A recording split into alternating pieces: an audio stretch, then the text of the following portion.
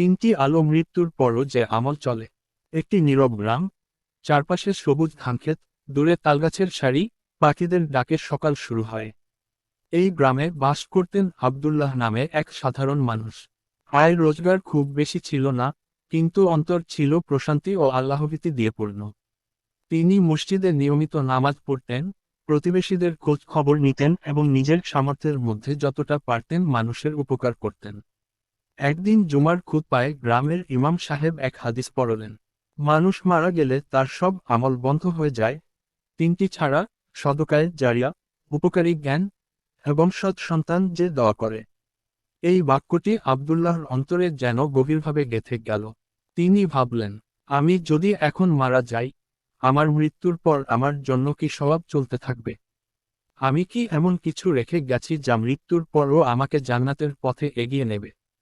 সেই রাতেই তিনি মসজিদের উঠানে বসে দীর্ঘ সময় চিন্তা করলেন।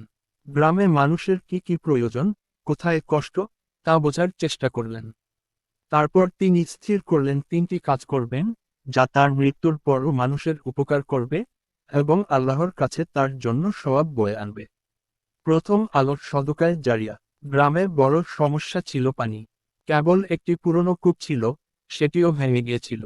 মানুষকে দূরের পুকুর থেকে বা পাশের গ্রামের কূপ থেকে পানি আনতে হতো।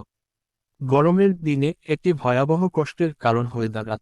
আব্দুল্লাহ তার জমি বিক্রি করে সঞ্চিত টাকা যোগ করে গ্রামের মাঝখানে একটি গভীর নলকূপ বসানোর উদ্যোগ নিলেন। অনেকে অবাক হয়ে জিজ্ঞেস করল, তুমি নিজের জমি বিক্রি করে এই কাজ করছো? তুমি তো এর থেকে কোনো টাকা পাবে না।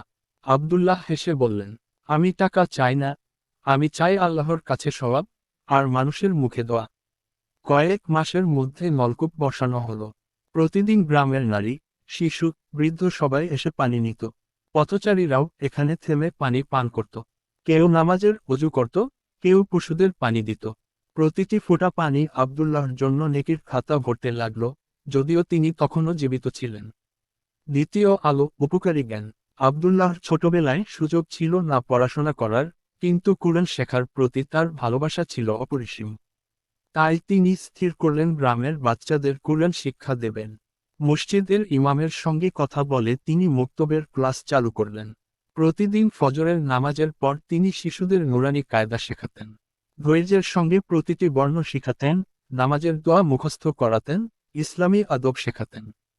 শিশুদের মাঝে তিনি বলতেন, তোমরা যদি এই কুরআন পড়ে জীবন চালাও, আল্লাহ তোমাদের উভয় জগতে সম্মানিত করবেন। বছরের পর বছর এই শিক্ষা চলতে থাকল। যারা একসময় তার কাছে পড়ত, তারা বড় হয়ে অন্যদের শেখাতে লাগল। কুরআনের সেই অক্ষর, সেই দোয়া, সেই নামাজ প্রতিবার কেউ পড়লেই, শেখালে বা পালন করলে আব্দুল্লাহ আমলনামায় সওয়াব যোগ হতে লাগল। তৃতীয় আলো, সৎ সন্তান।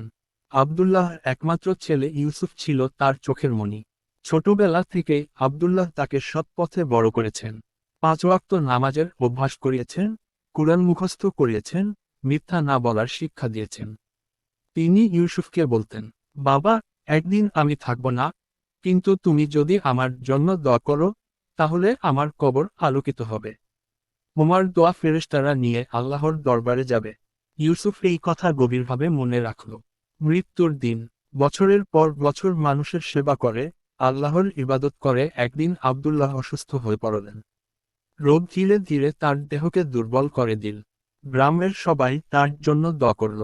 অবশেষে এক শান্ত সন্ধ্যায়, আকাশে আজানের ধ্বনি ভেসে আসছিল, তখন তিনি শেষ নিঃশ্বাস ত্যাগ করলেন।